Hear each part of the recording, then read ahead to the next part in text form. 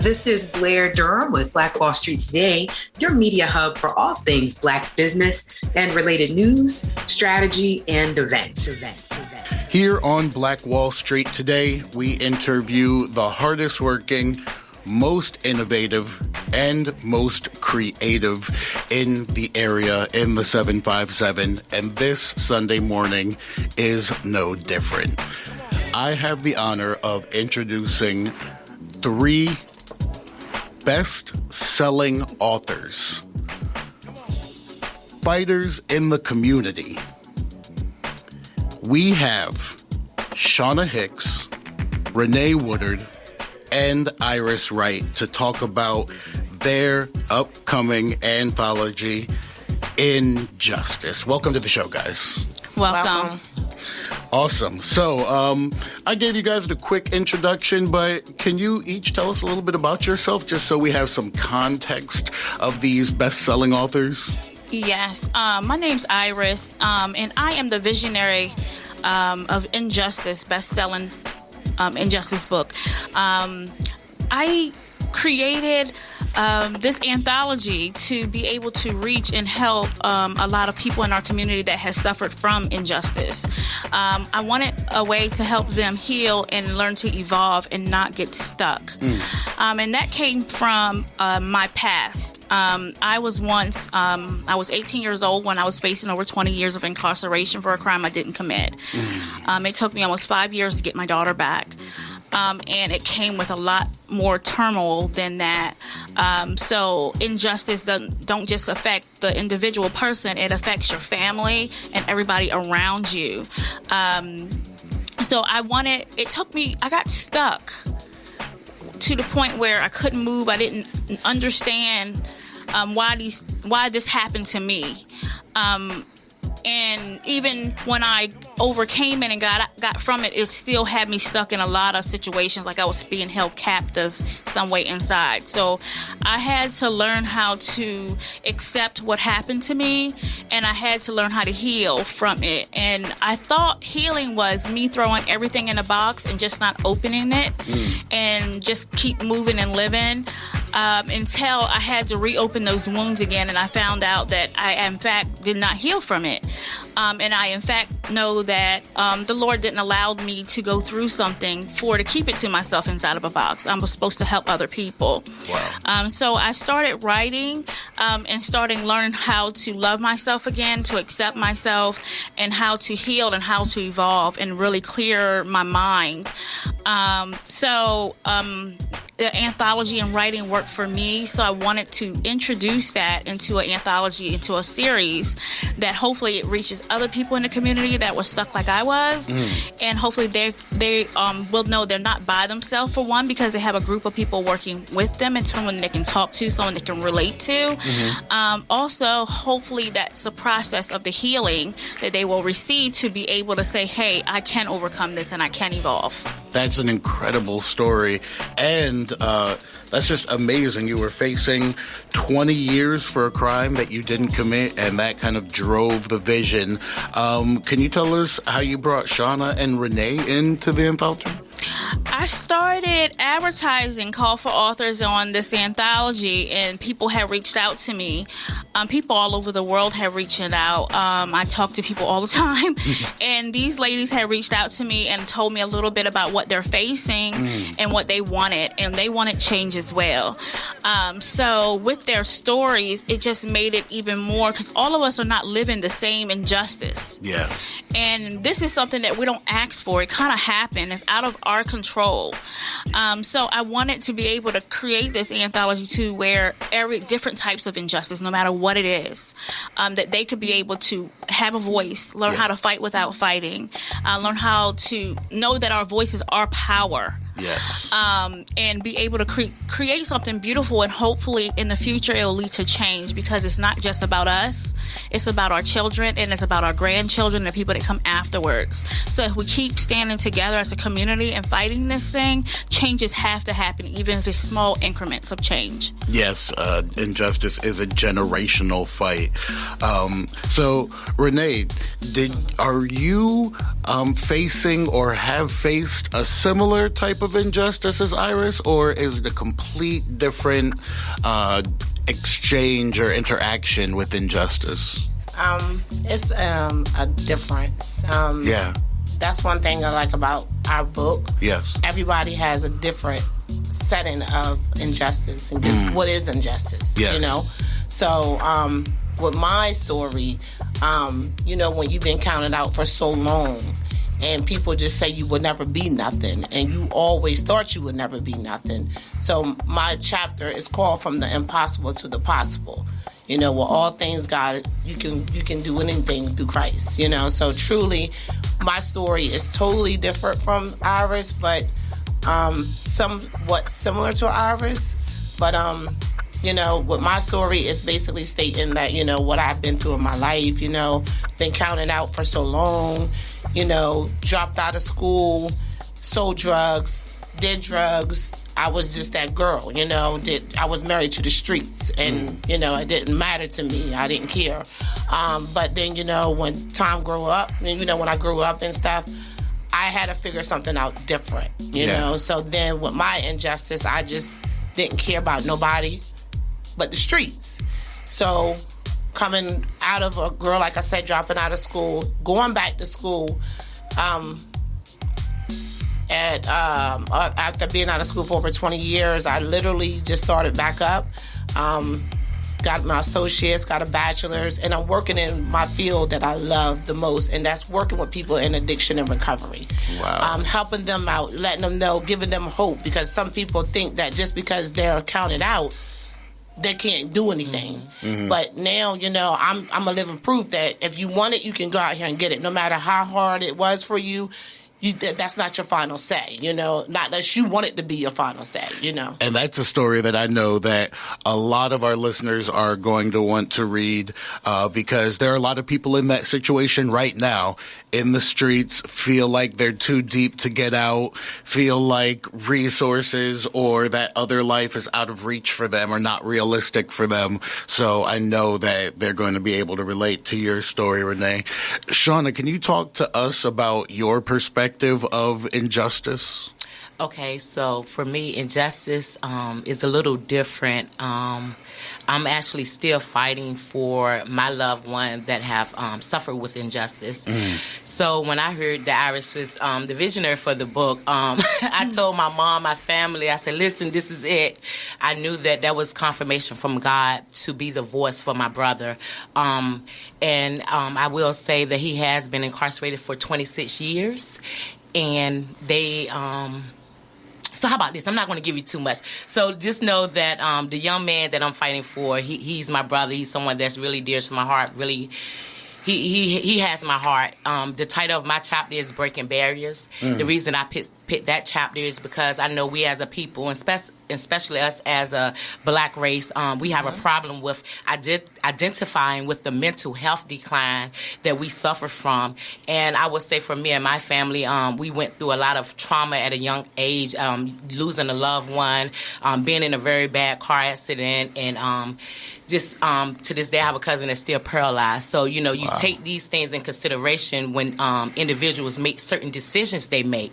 Not saying that the decisions is right, but sometimes things happen because it's an underlying issue that hasn't been dealt with. So in that chapter that I wrote, we're talking about it. No more silence. And so I ask God to give me the strength to be that voice for the ones that don't have a voice. And I'm praying that my chapter is read by someone that can look further into my brother's situation and free Jay. Yeah, absolutely. And so you're still fighting this fight. Yes. Your chapter is really still being written in real time. What does it mean to you to be able to contribute to this book dealing with injustice while still actively in your fight?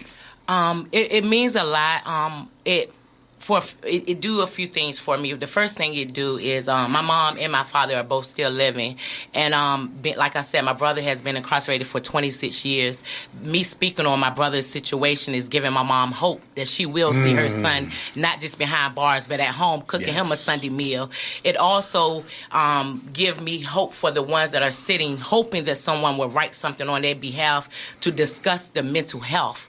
Like I work with the youth. The name of my organization is Breaking Barriers 757, and I talk to young men on a daily basis, and sometimes when they get in certain situations and get locked up, the first thing to do is to try them and give them time.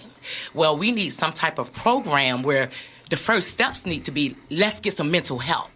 Let's see how we can stop this from happening again. Let's talk about the stuff that no one wanted to discuss. Yeah. And so that's what I'm bringing to the table. Wow. So if you guys want to be a part of the conversation, if you guys out there listening want to be a part of the conversation and talk about the stuff that people are not talking about, then you also need to reach out and read the anthology called Injustice. Iris, where can they find it? Is it out yet? Is it going to come out? How can the people get in touch with these powerful stories? Yes, our book is out. We are Amazon #1 bestseller.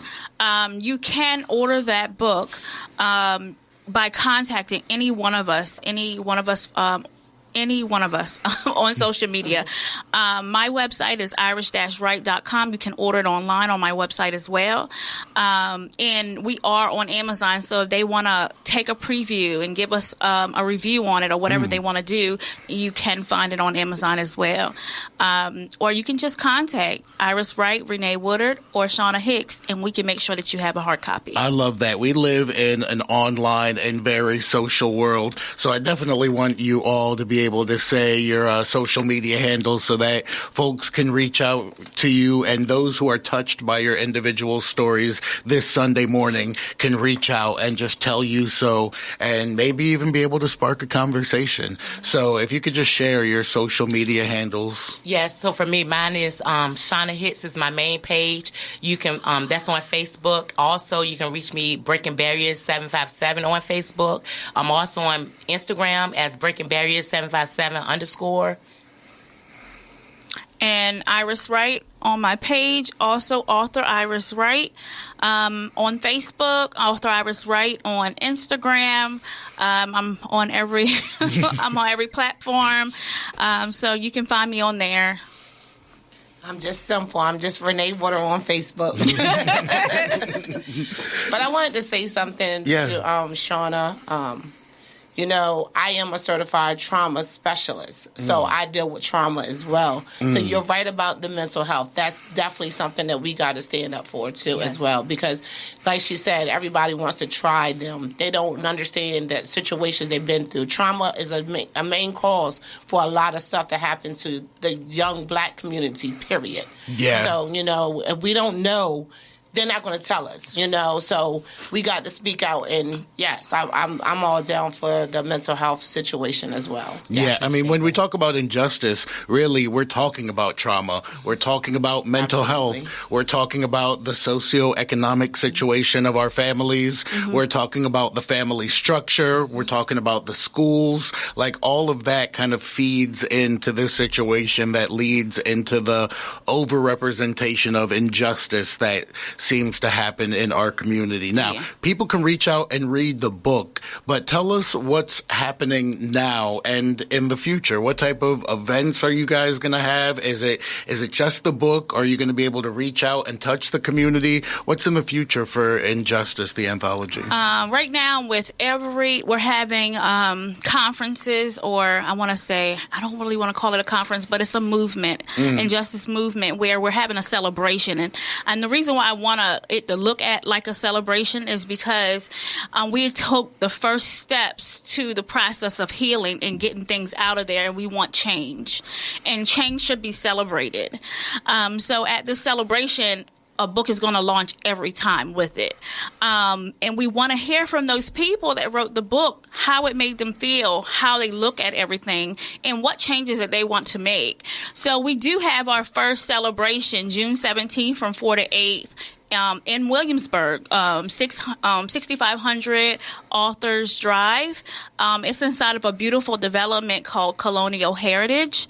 At that event, we will have entertainment. We will have poet. We will have singing. We have the DJ there. We have the 360 photo booth is going to be there. We have a professional videographer. All meals were catered. We don't want you worrying about anything. We want you to come there and just enjoy the celebration, and hopefully we can move you. And how we have this structured up is when you walk through the building, we want you to feel the injustice. We want you to feel some of the feelings that we have involved in it. But when you walk out of the room, we want you to feel empowered. We want you to evolve. We want you to feel that sense of evolvement. And we want you to share with our community. And that's one thing. A lot of times with book launches and things, we're having family and friends over that's supporting the book. This book wasn't just for us. So we want the community there. And that's why the price is so low for the ticket, $50. It's because we want you to have access to this.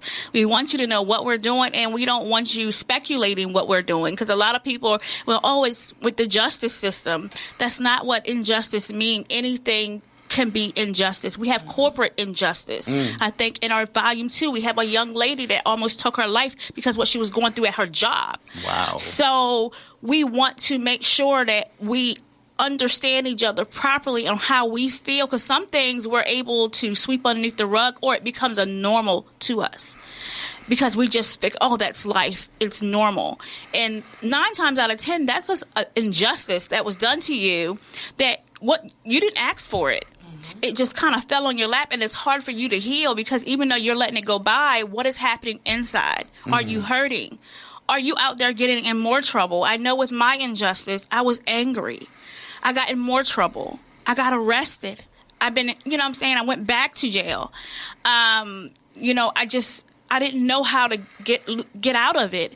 And it was a certain period of time that I went to counseling, trying to figure out how to gain control over my life. And I forgot how old I was. Every time she see me, she kept asking me, how old are you? How old are you? And I said, why you keep asking me this? I keep telling you, you keep asking me. And she says, I want to know where the last 3 years went. And I've been so fighting for my daughter back, fighting the system.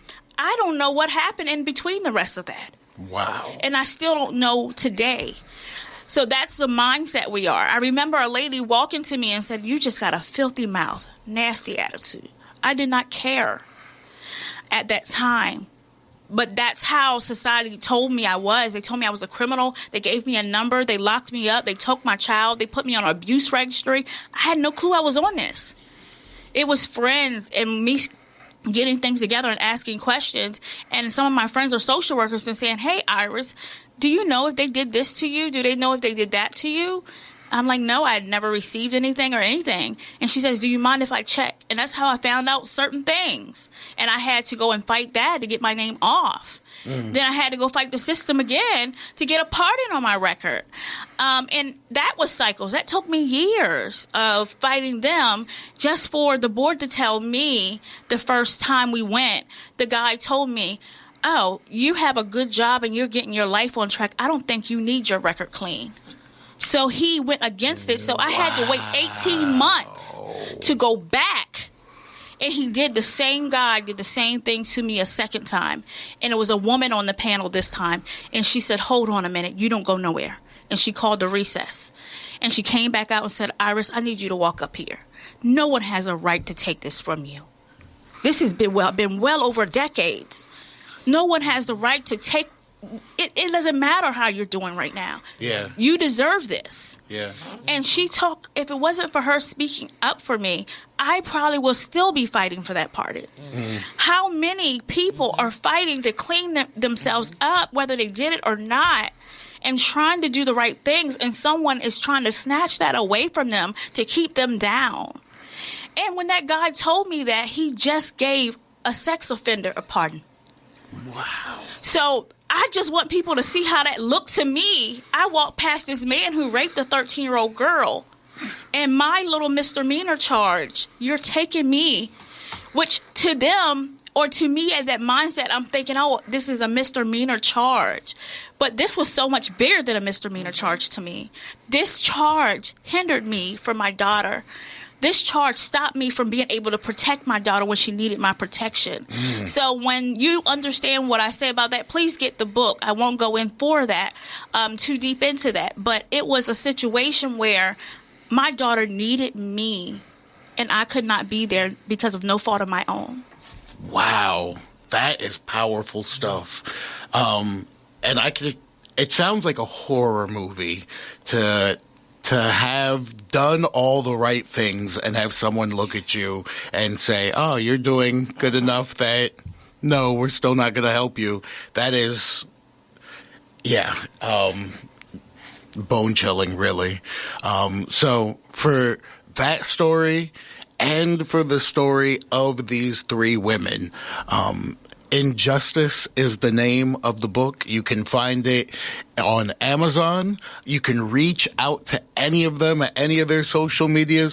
What I'd like to do is, here at the end, just get from each of you what the listeners are out there and they've heard the stories, and I just want you to leave them with what are they going to get out of your section of Injustice? What should they expect to pull from it? We'll start with Renee. I want everybody to just basically feel as though there's hope. Regardless of what you've been through, you don't have to sit on that. Just like the visionary said, Iris said, they already counted her out. They wouldn't let her do it. The guys already said she was doing good. But that's not his choice. We have a choice in life. And our choice is if we want better, we do better. And I want it better. And I want everybody that's out there that's going through what I went through and is still going through what I may be going through right now, just to know that you are you that matter. You matter. No matter what nobody else say, you know you. So at the end of the day, you have to fight for yourself because nobody else going to fight for you. Absolutely. Shana, what can they expect to pull from your piece of Injustice? So what individuals and families can pull from my portion is I will be able to show them how to be a change agent, starting from their bloodline. I will show them how it's okay to not be embarrassed about some things that you or your family members have gotten into, whether it was mistakes, bad decisions, whatever it may be. It's time for change, and not just talk about it, but create the change that you want to see. And I'm just going to show my readers how, you can start from just where you're at. Yes, start from right where you're at. That's actually a theme that continues to come up here at Black Wall Street today. Whether it's an entrepreneur, whether it's a freedom fighter, whether it's best-selling authors, a theme that continues to come up all the time is start right now, start right where you are. Iris, tell the folks what they can expect to pull from Injustice. I mean, you've already given us so much here during this show, and just stories that I think are going to stick with our listeners for a long time. But just overall, what can they expect to pull? It's time to release the chains. No one should be able to have that much power over your life to stop you from evolving. You're not by yourself. You're strong. You're powerful. And you need to learn how to use your voice. We need to learn how to fight without fighting. We don't always have to put our fist up when we fight. There's a right way to fight. And the number one place when it comes to fighting is to learn how to heal so we can live. So you can clear your mind so you can evolve. So when you get done with reading the book, I want you to evolve. I want you to grow, and I want you to be able to help the next person do the same thing that you have done. Evolution, growth, healing. We definitely want to thank you for bringing that here to the show today and for bringing that to the community. Now, you said the event was when now? June 17th, 48, 6,500 authors Drive in Williamsburg. You can purchase tickets on Eventbrite, Injustice Movement, or you can contact either one of us. And I do want to mention that we have some other co-authors in that book as well. It is 7 of us. And they have some awesome, powerful stories. So I do want to shout out Cherrie Ferebee, Angela Antoine, Bartee. They couldn't be here with us, but there's more powerful stories on the way. You can also, if you know them, contact them. They can also help you get tickets and the book. Yeah, let's have a celebration movement. Let's help and build and grow together. I'm looking forward each year to seeing this movement grow and to seeing people actually go ahead and evolve and heal from this. Wow. Should people reach out to you if they feel like they want to be a part of helping this movement grow? Yes. Should they reach out? Is there any way that they can possibly get involved? Yes. I love networking and collaboration. So just contact us. How you can be involved to go there. And even at events, I know Sherry Johnson just had an event that we spoke to. We can pull together her Stop the Violence. All of that is connected in so many ways. So if you are part of a movement like that, I don't mind. I would love to collab. Breaking Barrier 757, she's out there doing amazing stuff. It's people here that are passionate about our community and passionate about injustice that would love to work with you and to collaborate with you. Wow. So you guys heard it here. If you're driving home from church this Sunday morning, if you're at home cleaning up, if you're wrapping up brunch and these words have touched you, then you can reach out to Shana Hicks, Renee Woodard, or Iris Wright. And you can do more than just read the book, purchase the book from Amazon, even though do that too. But you can get involved with the movement if you feel like you have gone through an evolution, or maybe you feel like you need to go through an evolution and you just don't know how, you don't know what the next steps are. Then you can reach out and get involved in the community. We want to thank you for tuning in today to Black Wall Street Today, brought to you by Hampton Roads Regional Chamber of Commerce. That is Black Brand, Hampton Roads Regional Black Chamber of Commerce. If you'd like to be involved in Black Brand, or you'd like to find out how to become a guest here on the show, if any of what we said has touched you, then you can reach out at blackbrand.biz. That's blackbrand.biz. We have programs and events monthly that are meant to support the Black entrepreneurial community here in Hampton Roads. So you can grow your business to be able to come up here and talk about the successes just like these 3 best-selling authors. Thank you so much for joining me today, and we thank you out there for listening. Phenomenal. Stay with us online at Black Wall Street Today on Facebook and Black Wall Street Today on Instagram, and then follow us on Twitter as well at BWST Today. We look forward to talking again next week. Have a wonderful week. I have said, and I will continue to say, that the most important priority for the Black community is the Black community, not a particular political party. Phenomenal. Hey, yo, when I say black, you say Wall Street. Black Wall Street. When I say black, you say